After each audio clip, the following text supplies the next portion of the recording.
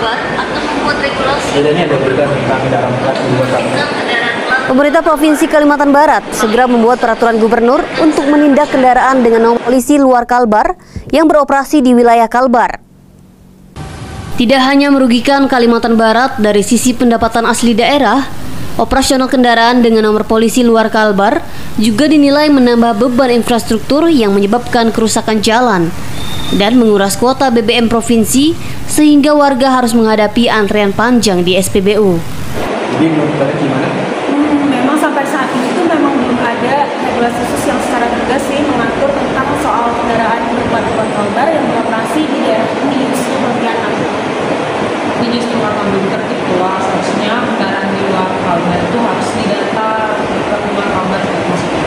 Nah, jadi nanti pemiliknya tuh kita arahkan mutasi ke Kalbar, habis itu nanti dilakukan pendataan secara terstruktur. Tapi kenyataannya tuh mutasi kendaraan tuh nggak semudah itu, karena kan banyak masyarakat yang masih dalam kredit, masih nyicil kan, belum lagi dokumen mereka yang ditahan leasing.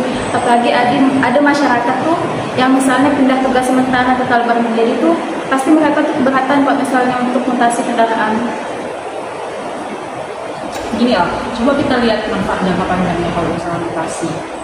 Misalnya tuh kendaraan luar yang dimutasi ke Kalbar tuh, itu bukan cuma cara administrasi, tapi juga untuk keadilan fiskal kita. Bayangkan kalau misalnya kendaraan yang berupa keluar udah jadi Kalbar, nanti tuh uangnya kan masuk ke kita nih, otomatis itu tuh bisa kita gunakan untuk membangun fasilitas umum, membangun jalan dan kebutuhan-kebutuhan kita di daerah yang lain gitu.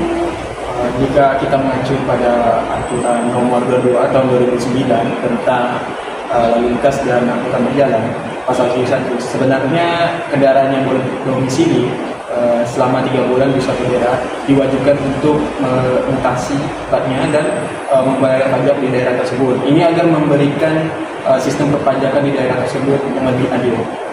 Makanya penegakan regulasi itu penting. Kita tuh bisa dorong implementasi peraturan nomor 76 tahun 2020 tentang jenis dan tarif penerimaan negara bukan pajak terkait mutasi kendaraan, supaya ada dasar hukum yang kuat dalam pelaksanaannya dalam aman. Aku setuju sih.